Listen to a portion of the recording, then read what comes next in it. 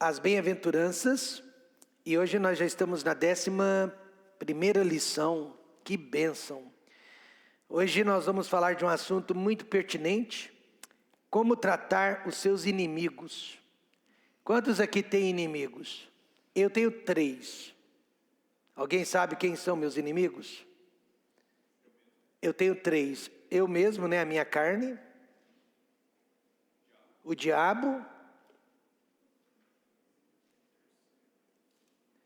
Eu tenho 3 inimigos. A minha carne é o pior de todos. O diabo, meu acusador, de dia e de noite. Quem seria o terceiro inimigo, gente? Não ameis o mundo, o sistema do mundo. Nós somos atraídos ao sistema do mundo o tempo todo. Agora, eu não tenho inimigos de carne e osso. Eu não tenho nenhum inimigo ser humano, não tenho.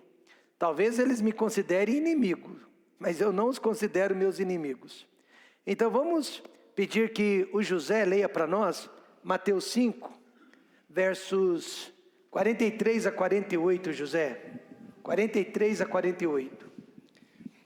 A palavra de Deus diz: ouvistes que foi dito, amarás o teu próximo e odiarás o teu inimigo. Eu, porém, vos digo, amai a vossos inimigos, bendizei os que vos maldizem, fazei bem aos que vos odeiam, e orai pelo que vos maltratam e vos perseguem, para que sejais filhos do vosso Pai que estás nos céus. Porque faz que o seu sol se levante sobre maus e bons, e a chuva desça sobre justos e injustos. Pois, se amardes os que vos amam, que galardão tendes? Não fazem os publicanos também o mesmo? E, se saudardes unicamente os vossos irmãos, que fazeis demais? Não fazem os publicanos também assim? Sede vós, pois, perfeitos, como é perfeito o vosso Pai que está nos céus. Amém. Querido Deus e eterno Pai, obrigado por esta passagem das Escrituras, que muito falou aos nossos corações.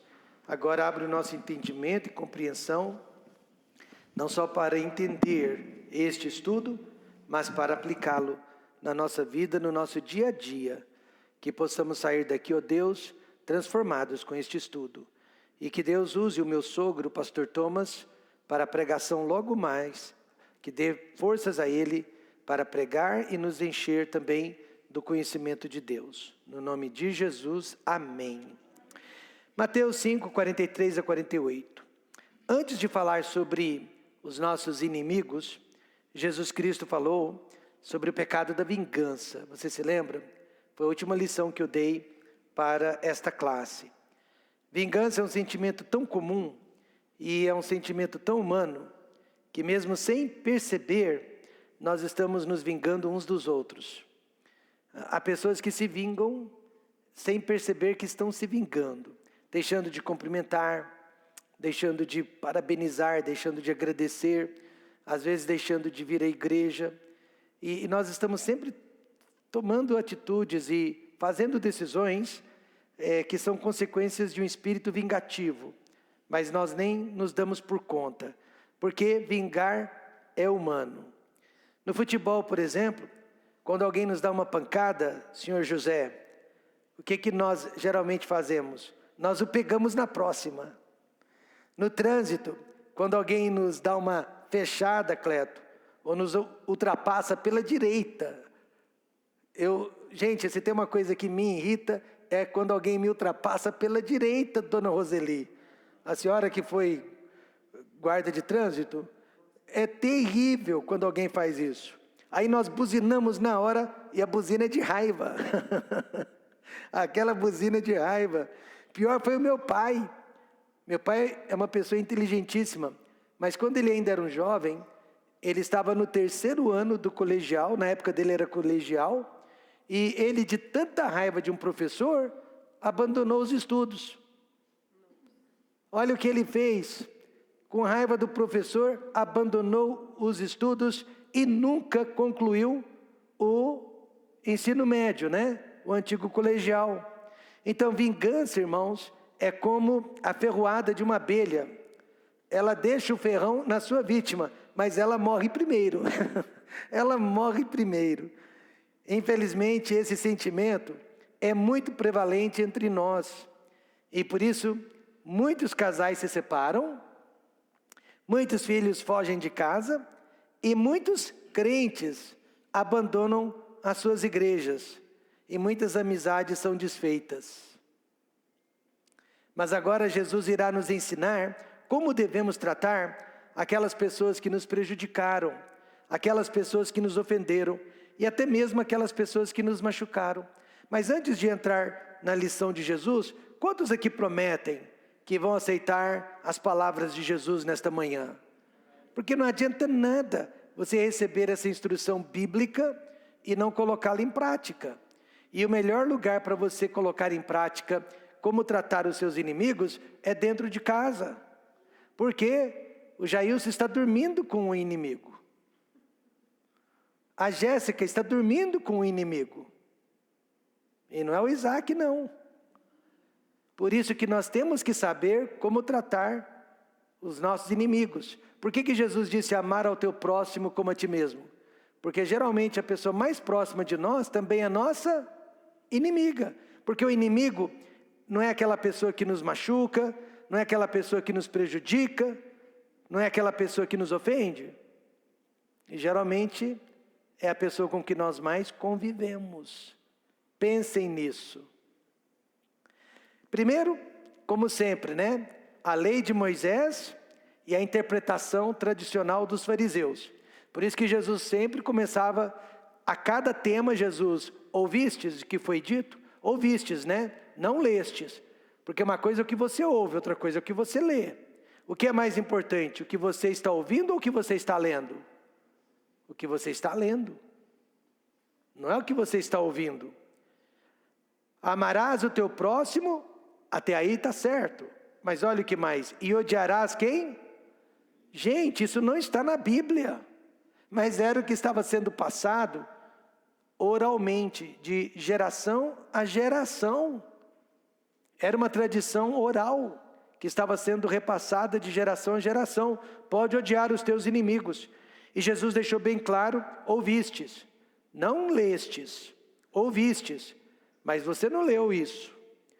Há uma grande diferença, então, entre o que está escrito na palavra de Deus e o que as pessoas falam em nome da palavra de Deus. Na hora da tentação, Jesus, lembra, no deserto, ele citou literalmente as escrituras sagradas, enquanto que o diabo, ele alegoricamente, simbolicamente, citou as escrituras sagradas. Qual a diferença entre os dois? O diabo, ele fez inferências, enquanto que Jesus Cristo fez aplicações. Eu gosto de uma igreja onde não há inferências, mas aplicações. Eu gosto de uma igreja onde os pastores, os professores estão nos ensinando a palavra de Deus de forma prática e não de forma dedutiva. A diferença é essa, que quando nós recebemos a aplicação da palavra de Deus, nós vamos saber o que fazer com aquilo que estamos recebendo. É por essa razão que a Bíblia acaba sendo usada por vários tipos de religiões. É muito fácil fazer deduções, mas é sempre mais difícil aceitar literalmente o que a palavra de Deus está dizendo. Nós aqui aceitamos literalmente o que a Bíblia ensina, mas dentro do contexto. Nós temos que saber quando é uma figura de linguagem e nós temos que saber quando é uma aplicação prática. Por exemplo, Jesus mandou dar a outra face. Claro que é figurativo. Jesus não está mandando você apanhar 2 vezes. Jesus mandou andar uma segunda milha. Figurativo, ele não está dizendo para você sofrer 2 vezes. Jesus mandou você entregar a túnica além da capa. É figurativo, ele não está mandando você sofrer prejuízo 2 vezes. Ele só está mostrando que nossa atitude deve ser a mais singela possível na hora da perseguição. Mas aí quando Moisés mandou apedrejar, aí todo mundo quer obedecer literalmente. Percebe que vingança faz parte do ser humano? Mestre, a lei manda que a mesma seja apedrejada. Aí Jesus teve que dizer, mas quem dentre vós não tem pecado, atire a primeira pedra.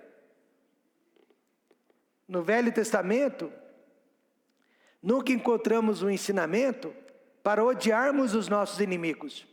Mas isso estava sendo passado de geração a geração como sendo algo de Deus. Os fariseus cresceram ouvindo isso. E, meus irmãos, há muitos ensinamentos tradicionais atribuídos à Bíblia, mas que não estão na Bíblia. E não estão errados, mas não são bíblicos.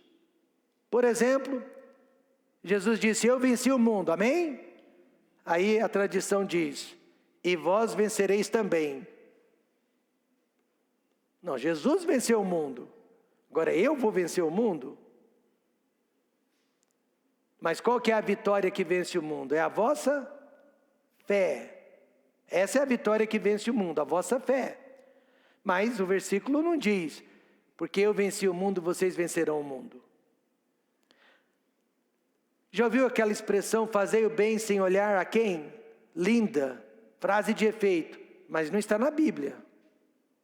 Ao contrário, a Bíblia diz para nós sabermos a quem nós estamos ajudando. Terceiro, já ouviu a expressão, e eu uso sempre, Jesus é o médico dos médicos? Mas não está na Bíblia. Já ouviu a expressão, e eu concordo com ela, mente vazia, oficina do? Mas não está na Bíblia. Já ouviu aquela expressão que não cai uma folhinha de uma árvore sem que seja da vontade de Deus? Eu creio nisso, mas não é assim que está na Bíblia. E já ouviu aquela expressão, o cair é do homem, mas o levantar é de Deus? Concordo com todas essas expressões, mas elas não estão na Bíblia.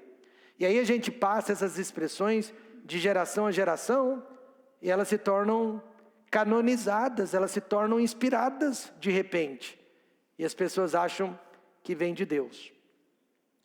O Velho Testamento, assim como o Novo Testamento, sempre ensinou que devemos amar os nossos inimigos. Aliás, até mais do que os nossos amigos. Veja Levítico 19, 18. Veja o que diz. Não te vingarás, nem guardarás ira contra os filhos do teu povo, mas amarás o teu próximo como a ti mesmo. Eu sou o Jeová.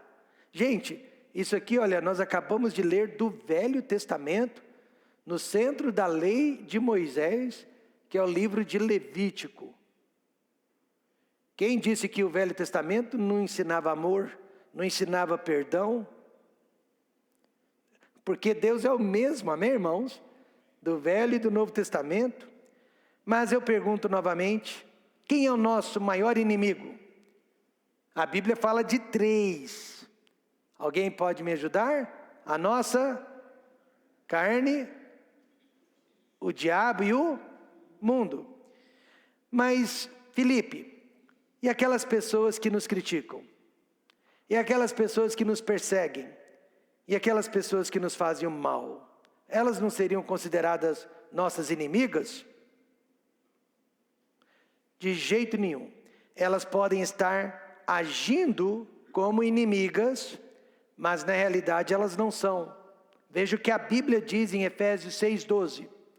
Porque não temos que lutar contra a carne e o sangue, mas sim contra os principados, contra as potestades, contra os príncipes das trevas deste século, contra as hostes espirituais da maldade nos lugares celestiais. Então, por detrás de toda crítica, por detrás de toda amargura, por detrás de toda perseguição, jaz o maligno. Nossa luta é contra as trevas. Inimigos espirituais, não inimigos humanos. Jesus, ele sabia que Pedro, o discípulo Pedro, ainda não era apóstolo, mas o discípulo Pedro não era seu inimigo. Por isso que Jesus olhou para ele e disse, para trás de mim, Satanás. Jesus viu Satanás por detrás da atitude de Pedro, e não o próprio Pedro.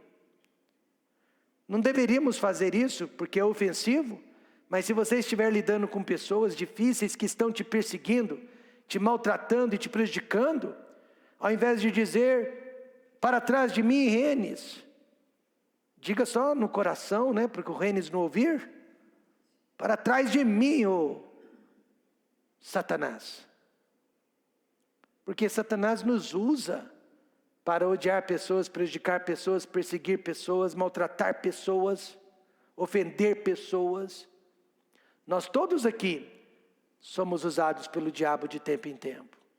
Por isso que a Bíblia diz, vigiai e orai, para não cair em tentação. E a tentação, ela é de todos os gêneros, inclusive a tentação de prejudicar e ofender outras pessoas. Também Jesus sabia que por detrás da multidão enraivecida, crucifica-o, crucifica-o, havia influência de demônios. E aí Jesus orou, Pai, perdoa-lhes porque eles não sabem o que fazem. Além de amar, precisamos praticar a caridade para com os nossos inimigos. Isso confunde, viu? Isso confunde. Nunca me esqueço de um jovem pastor. Ele era um pouco mais jovem do que eu. E eu precisei orientá-lo bem no início do ministério dele. Ele não tirava os pés da casa de uma ou duas famílias da igreja. Não sei porque ele insistia em visitar sempre aquelas mesmas famílias. Então eu mostrei para ele na Bíblia, vem cá, irmão. A palavra de Deus diz, não coloque o teu pé por muito tempo na casa do teu próximo, para que ele não se canse de ti e venha te odiar. Então o irmão precisa visitar todas as famílias por igual e não fazer amizades íntimas. Foi uma instrução, mas anos mais tarde eu descobri que ele recebeu aquela instrução como uma ofensa, como uma perseguição. E realmente, por muitos anos, ele ficou frio para comigo. E eu não sabia por quê. Podia perceber, mas não sabia por quê.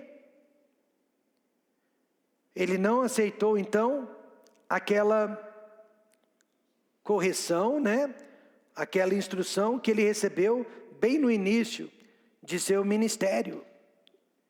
Mas o que havia por detrás? Orgulho, sentimento ferido, mas principalmente o orgulho. Ele me considerava inimigo, mas por muitos anos eu o tratei como um verdadeiro amigo. E finalmente ele chegou para mim e disse, depois de muitos anos, pastor, o senhor me confunde. Há tantos anos atrás o senhor me corrigiu por isso e por isso, mas o senhor sempre me tratou bem, o senhor sempre me ajudou, o senhor sempre me amparou. E eu disse para ele, porque não foi uma perseguição, foi uma correção, foi uma instrução. Assim como eu recebo instrução o tempo todo dos meus pastores mais velhos. Então quando você trata as pessoas bem, mesmo não sendo bem tratado por elas, isso confunde. Amém, irmãos? Acho que foi o pastor Carlos Moraes que disse uma vez, eu nunca me esqueci, que o amor confunde até os demônios. Quer confundir uma pessoa para o bem, ame aquela pessoa, de verdade. Então depois de uma bela bronca, a esposa foi para a cozinha e preparou o prato favorito do marido, e ainda o serviu na cama. O marido havia sido rude com ela, bravo com ela, e ela respondeu preparando a melhor refeição possível para ele. Aí um dos filhos, sem entender tamanha resignação da mãe, disse, mãe, como a senhora ainda consegue tratar o pai tão bem, depois da maneira rude, como ele tratou a senhora? E ela respondeu, porque a Bíblia me manda tratar bem os meus inimigos. Se o Velho Testamento nunca ensinou o ódio, nunca ensinou o repúdio, por quê? Os fariseus ensinavam que nós podemos odiar e nos vingarmos dos nossos inimigos. Por quê? Por uma única razão, sentimentos. Sentimentos. Vamos ser sinceros nesta manhã. Vamos lá. É difícil o que eu vou fazer aqui, mas se Deus quiser, nós vamos ter alguns corajosos na igreja. Quantos estão nesse momento com sentimento de gratidão? Levante a mão. Eu também. Quantos estão nesse momento com sentimento de medo? Levante a sua mão. Vou levantar um pouquinho. Você já sabe por que eu estou com medo, né, Jéssica? Eu estou querendo Domingos, eu estou ansioso também. Cadê o Domingos para me fazer companhia? Domingos é o avô do Isaac. Vamos lá. Quantos estão com sentimento de preocupação? Alguma coisa está lhe preocupando? Olha, a maioria de nós. Ô Cleto, você não tem sentimento não? Até agora não levantou a mão? Só um psicopata não tem sentimentos, hein? Eu estou de olho em você. Quantos estão com sentimento de raiva? Vai. 1, 2. Vamos lá, corajosos. Raiva. Só eu e a Grace? Que é isso, gente? Não é possível. Quantos estão... Eduardo está com sentimento de raiva, né, Eduardo? Roseli também. Tá, não precisa falar contra quem. Quantos estão com... Outro Eduardo também. Quantos estão com sentimento nesse momento de ansiedade? Olha, todo mundo. Viu só? Nós somos controlados pelo quê? Sentimentos. Não tem jeito. Então, sentimento está por detrás da vontade de se vingar. Todo ser humano guiado pelos sentimentos sempre fará a escolha errada, mesmo que faça a escolha certa. O quê? Sim, vou dar um exemplo. Um homem me disse: eu vou ficar com a minha esposa, eu não vou me separar dela porque eu a amo. Quantos acham que essa frase está correta? Eu não vou abandonar a minha esposa porque a amo. Parece correta, mas está errada. E se você não a amasse? E se você não tivesse mais aquele sentimento de afeição por ela? Então a abandonaria? Estão entendendo? Mas você deveria ficar com ela não porque você a ama, mas porque ela é a sua esposa. Amém, irmãos? Porque sentimentos flutuam, sentimentos mudam, princípios não. Então você e eu, nós temos que decidir se nós vamos ser guiados por sentimentos ou por princípios. Isso vai fazer toda a diferença na nossa vida. Frágil e passageira. Nós vamos agir por princípios. A maioria de nós não quis vir na igreja nesta manhã. Mas nós viemos porque é um princípio. Domingo é o dia do... Mas se agíssemos por sentimento, não teríamos vindo. Simples assim, irmãos. Então nós somos seres humanos guiados ou por sentimentos ou por princípios. A decisão é nossa. O pastor Sidney, que trabalhou conosco alguns anos atrás, ele escreveu um texto muito sério, um texto muito bom, endereçado a todos os pastores da nossa região sobre o perigo dos sentimentos.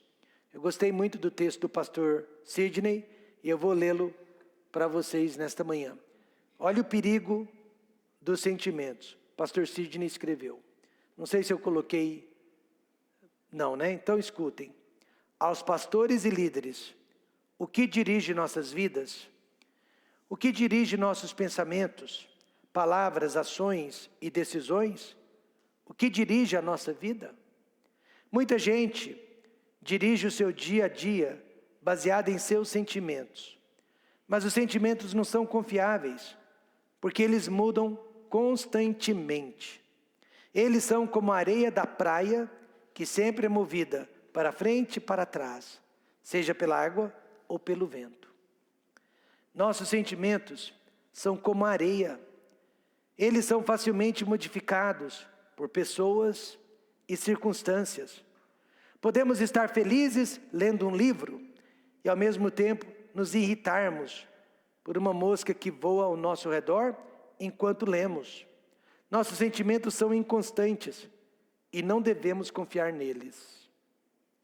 Nossos sentimentos nos levarão a fazer o que parece certo ou bom, desconsiderando por vezes as verdades da palavra de Deus. Nossos sentimentos tentarão nos persuadir a fazer coisas que são contra Deus.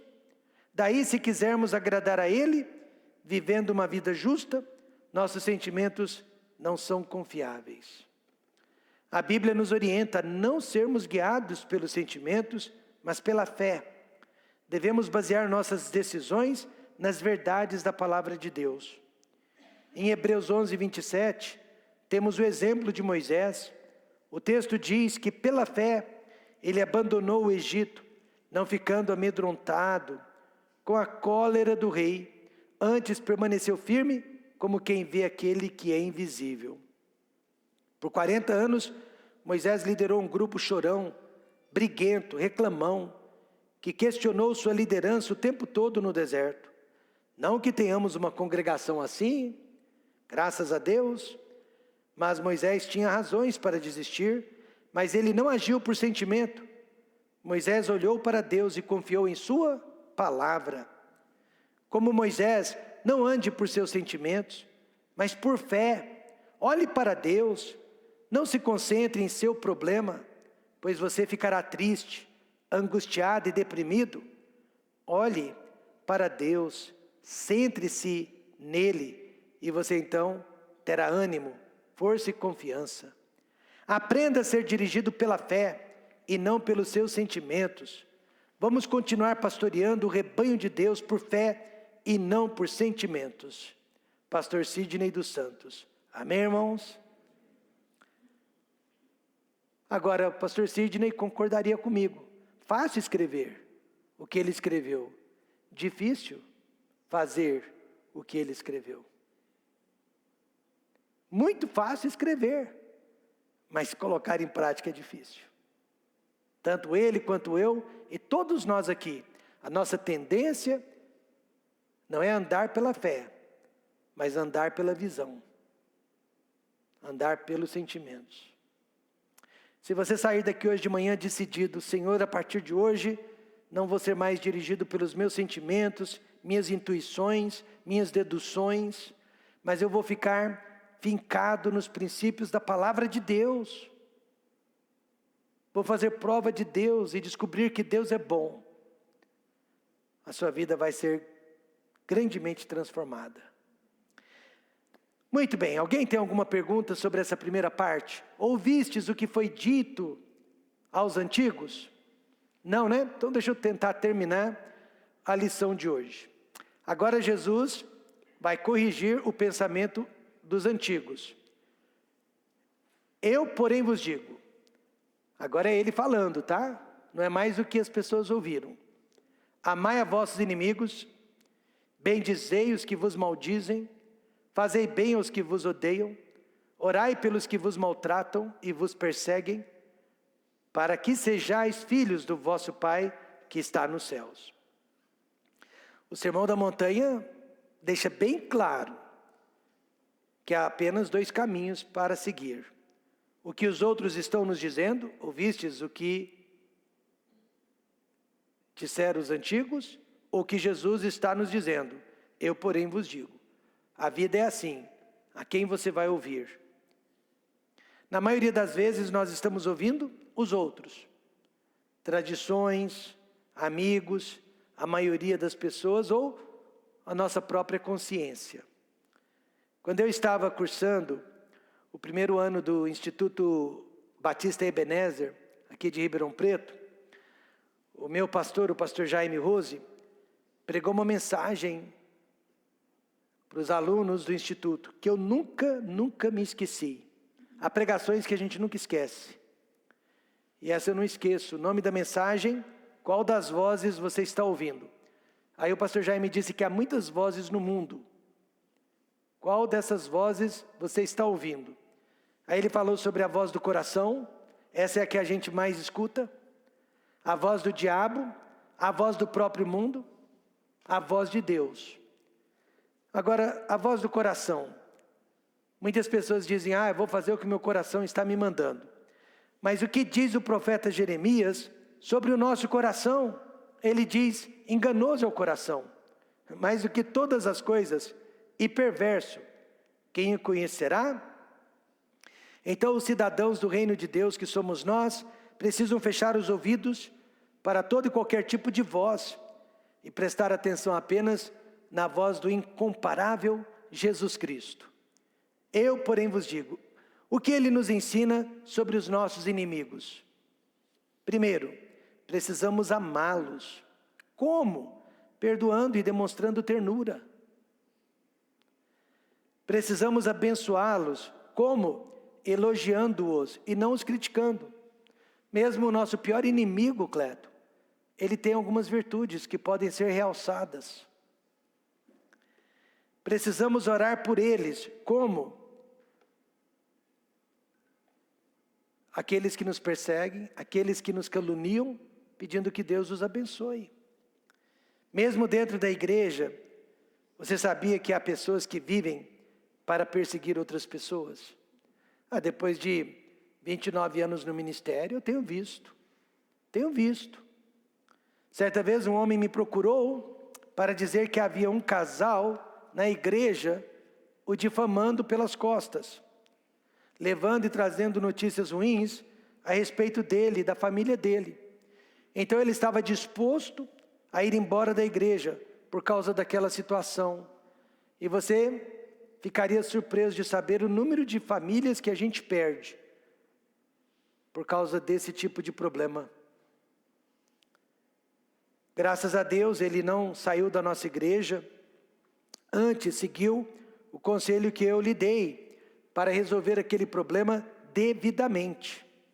O que eu disse para ele? Eu disse para ele, irmão, faça uma visita pessoal na casa deste casal.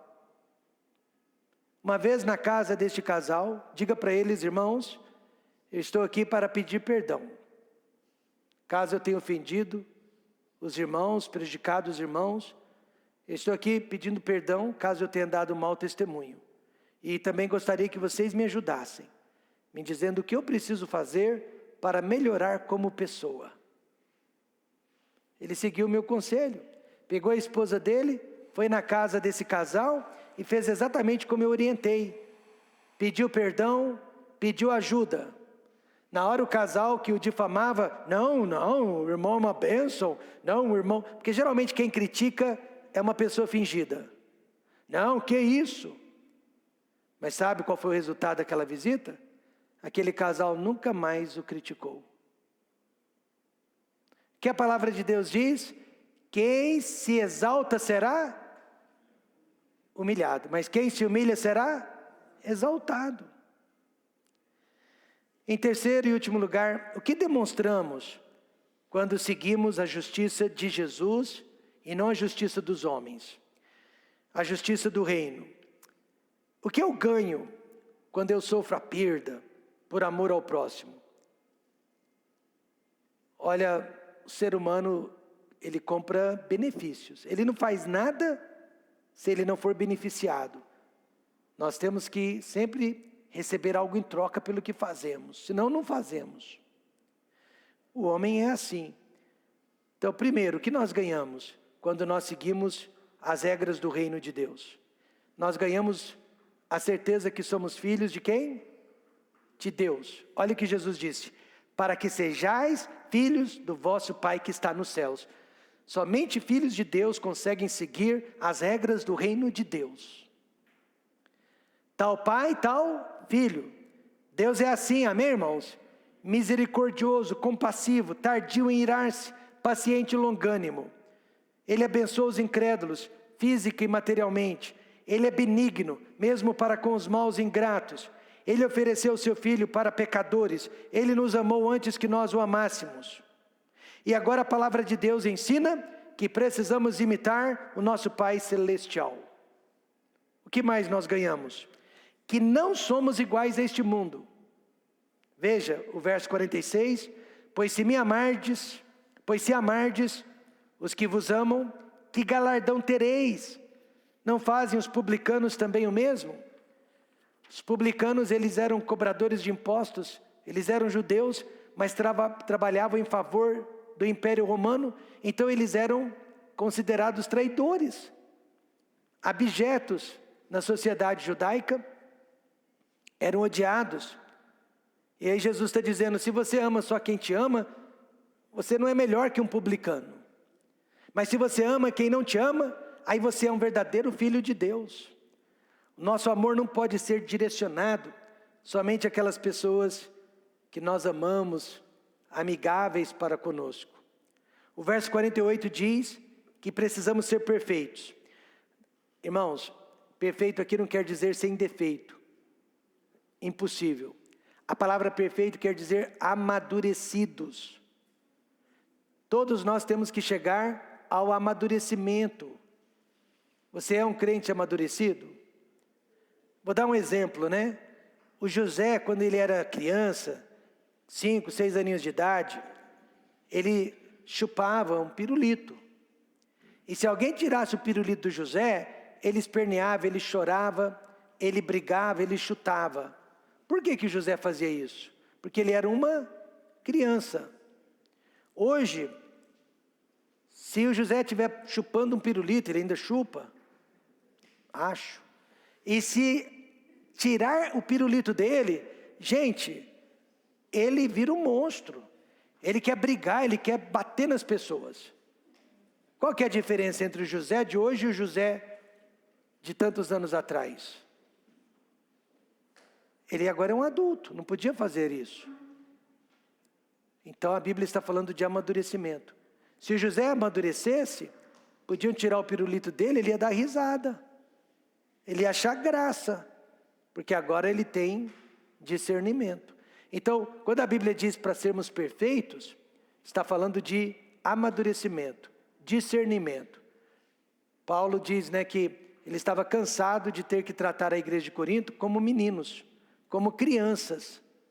Então, todos nós temos que chegar a uma fase de amadurecimento. Pastor Jaime costumava dizer que ele não gostava de ficar balançando bebês, mas ele gostava de ficar treinando soldados. Vire um soldado. Permita o amadurecimento, o crescimento espiritual na sua própria vida. Veja o verso 48. Sede vós, pois, amadurecidos, como é amadurecido o vosso Pai que está nos céus. E somente homens e mulheres amadurecidos permanecem casados. Somente homens e mulheres amadurecidos permanecem na igreja. E somente homens e mulheres amadurecidos permanecem na amizade, na comunhão, permanecem na Bíblia e na oração. E somente pessoas amadurecidas conseguem perdoar as ofensas e passar por cima delas. Amém, irmãos? Você se lembra quando Pelé era vivo? Os comentaristas esportivos diziam que Pelé era de outro planeta. Por quê? Porque ele fazia proezas com a bola que ninguém mais conseguiu fazer como ele. Claro, né? Nós somos brasileiros e puxamos a sardinha para o nosso lado, mas o Cleto, que já viu o Pelé jogar pessoalmente, né, Cleto? Já viu, né? Fazendo gol no Palmeiras, humilhando o Palmeiras, você já viu, né? E todos os outros. Ele era do outro mundo, não era? Ele era uma proeza em pessoa. E quando você e eu agimos como cidadãos do reino de Deus, as pessoas vão dizer a mesma coisa. Não, esse cara não é daqui. Ele não é normal. Ele não é deste mundo. E é isso que Deus quer. Deus quer que o mundo perceba que nós não somos do mundo. Deus quer que o mundo veja que nós não fazemos o que o mundo faz. Nós temos que ser diferentes do mundo. Nossas ações e reações precisam ser diferentes do que o mundo geralmente faria se estivesse em nosso lugar. Por isso que nós não estamos brincando de religião, amém, irmãos? Mas nós estamos permitindo que a palavra de Deus penetre em nossas vidas e ela cause um grande impacto na nossa personalidade, nas nossas atitudes, nas nossas decisões. Esse livro é maravilhoso. Quanto mais o conhecemos, mais o amamos e o respeitamos. Amém?